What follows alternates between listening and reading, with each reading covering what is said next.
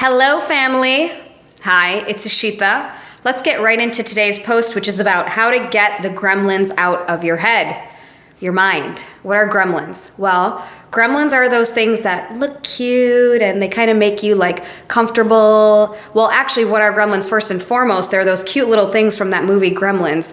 They're cute, little cuddly, but they're actually insane. They can kill you. In fact, they murder people the whole movie, which is kind of what they do in real life too. Okay, first and foremost, gremlins aren't real in real life, but we do have our own gremlins, okay?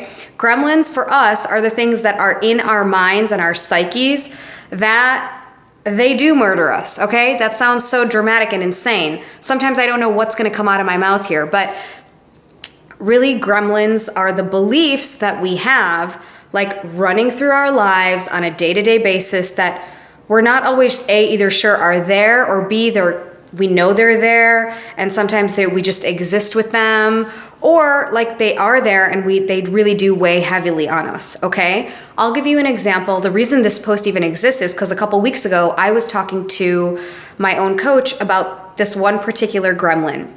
So a couple of weeks ago, I had like a meeting. I've been having meetings now that I've been like ramping up my business this last couple months. I've been having meetings about speaking gigs and clients and my programs and the next phase of leadership for me. Like, what do I want to create? And what was I saying? Oh my God, this is why video for me is crazy. I love it, but it's crazy. And I had a couple meetings for speaking gigs that I actually felt like, I don't know, I felt less powerful than I wanted to feel. I felt less confident than I wanted to feel. I didn't say things that were coming out of my mouth didn't feel like they landed right. And I was still doing the right things. My body was still actively pitching. I was still having meetings. I was still attending meetings, even though I was sort of afraid. Something didn't feel right. Like I just felt less powerful and less like me than I wanted to feel. And so I took this to my coach, Renee, whom I love, who you should all know by now, Renee Mullings-Lewis. She was Secret Weapon #1. And I said, look, I'm having these meetings. They're fine. I'm attending them all. I'm taking action, but something within me is just not feeling right, okay? And Renee and I do deep work. We like look at beliefs, but then we also make it really grounded and practical for my day-to-day life and my career. So we really just looked at what was going on and what I was saying in these meetings, and we dug into one of these beliefs. So I should not stick my hands in my pockets. I need them. So we really looked at this one belief that kept coming up for me, which was, I haven't spoken in like 2 years.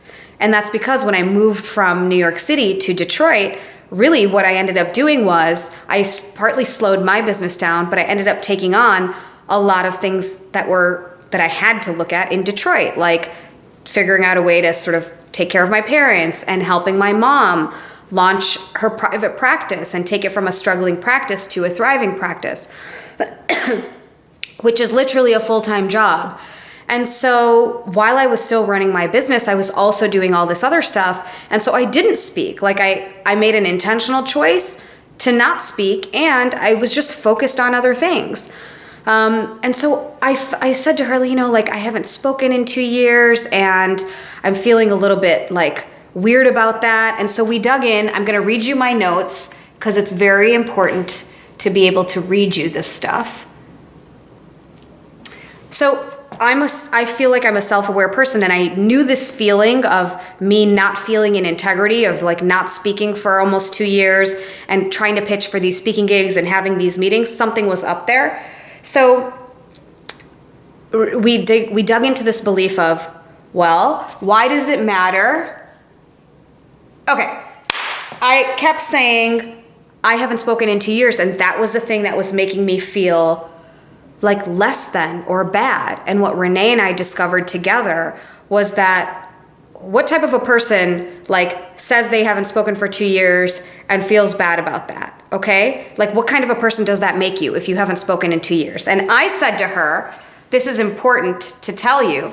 I said to her, well, I haven't devoted any real skill, time, attention, or energy into the craft of speaking. And she said, okay, so what kind of a person does that make you if you haven't devoted time and energy? And I said, well, that doesn't make me a serious or masterful speaker. And then she said, okay, so what kind of a person does it make you if you're not a serious or masterful speaker? And I said, well, it feels inauthentic if I say I'm a speaker, but I'm not in integrity with who I say I am. And she was like, oh, okay. So what kind of a person does that make you if you're not in integrity with who you say you are? And I said, they're not trustworthy. A person who says who they are but doesn't act that way isn't trustworthy. And she said, okay, so what does it mean if you're not trustworthy and you say you're one thing? And I said, and I didn't know how to answer her question. I was like, Renee, what are you saying to me? I don't know. And so I thought about it for a minute, and literally the only word that came out was bad. She said, so what kind of a person does that make you? And I said, bad. And she said, oh, okay. So you're a bad person if you haven't spoken and you haven't, you aren't trustworthy. You're not who you say you are. And then we looked at it and we were like, and she really did say to me, she said, that's not real.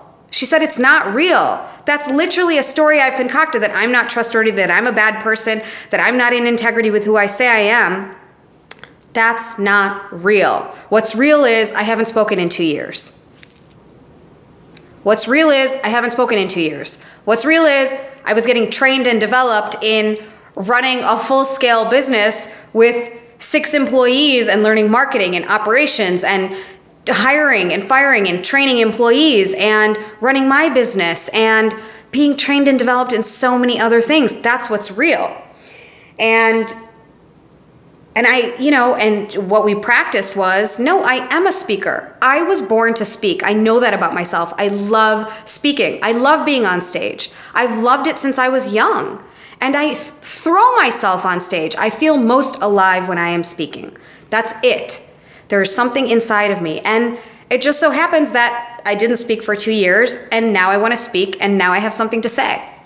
Just hands down. And so we practice, because this belief will rear its head again, right? I haven't spoken, so I can't pitch, or I can't ask for the same amount of money that I was pitching for before, or I can't deliver as much value. All that stuff will come up again. So we practice this thing for me, which is not just a woo-woo affirmation. It's a phrase. It's no, I'm a speaker, and now I have something to say. Okay? And we were talking about how, and she said, a person who feels like they need to validate and justify that they haven't spoken in 2 years, that's not who I am. I'm just a speaker who hasn't spoken in 2 years. I don't know if this is landing. I hope it is.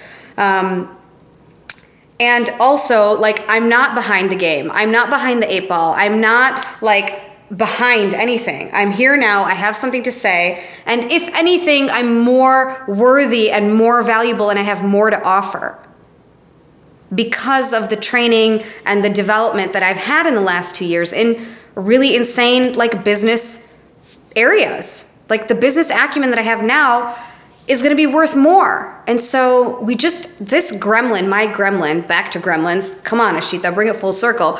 My gremlin was that. And I hear a lot of times, I've been having actually a lot of calls with clients, and I've been having I've just been talking to other people who are other potential clients, or just in general, I've just been offering of myself, and people have been saying to me, I feel like I'm starting from scratch. I feel like I'm so behind. I feel like I've made this mistake before, or that I'll have to keep struggling hard. These are the gremlins, okay? This is so long already.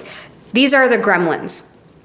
And it's not true. These gremlins are not true, and they're not real. Just like that dumb movie. It's just a movie. Literally, you're creating this story, and you're creating this thing for yourself. And none of you are starting from scratch.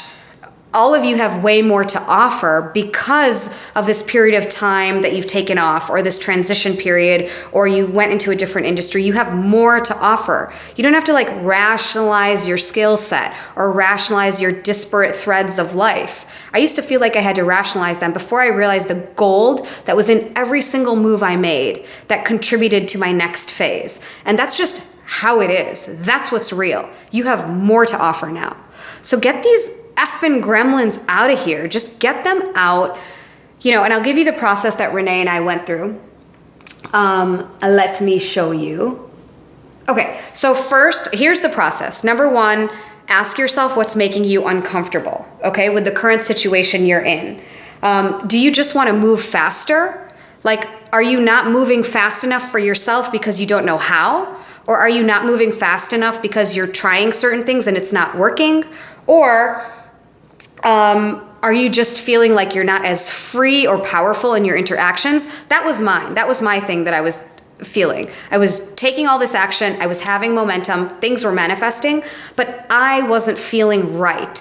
And that is a big signal for me always, if something inside isn't feeling right. So determine what that is for you.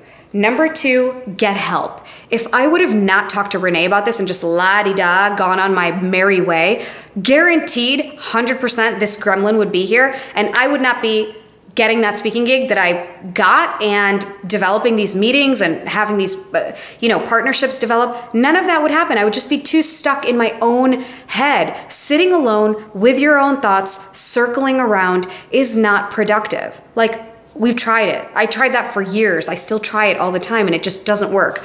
Get help, cut through it, move powerfully through it. I mean, we did that in 15 minutes. And guess what? I was I'll tell you that. It's the next part of the process. But after that, after my call with Renee, I was able to get on a sales call. I was able to talk to this woman, this badass woman who's so powerful and amazing in her own life, and powerfully help her through things. And then have another meeting. And I just kept taking action the rest of that day powerfully because I had dislodged this little mofo that was keeping me stuck. Okay? So get help. Number 3, ask yourself the question over and over again until you get to the root of it. Get to the root of it, right? It's not just like, oh yeah, I'm not good at speaking or what. No, I had to get to the root of why I was feeling shameful. Oh, I'm not masterful at speaking because I haven't practiced it, I haven't done it. That makes me not trustworthy. That makes me out of integrity. That makes me a bad person. I had to get real clear on that. Once you dislodge that, action and performance just happens. Number 4, dislodge the gremlin, okay? And keep reminding yourself that it's going to keep coming up. So create a mantra for yourself. Not like a loosey-goosey affirmation that you just put on something else, but something that is real for you. What's real for me is I'm a speaker, I haven't spoken in 2 years, and I have something to say. That's it. I don't even need that part about I haven't spoken in 2 years. I'm a speaker and I have something to say. What's that for you? Like, remove all your story around it. No one needs the story. And you don't even need the story. And by the way, the story isn't even real. So get it out of there. Number 5, water is a necessary tool. Number 5, take action. Take action right there and then. Okay, so like I told you, I had a call with a potential client. I had another meeting after that. No, I think I had 2 meetings after that. I sent out a bunch of emails I needed to send out. I pitched for a couple more gigs. Just keep taking action. Why? Because this is reaffirming for your brain. You're like renewing these like neural pathways that used to feel shameful and like you had to tell a story and like meek and less powerful. And you're grooving them to be an action taker and a performer and someone who's confident and someone who can stand powerfully in whatever's going on, no matter if people are saying yes or no to you.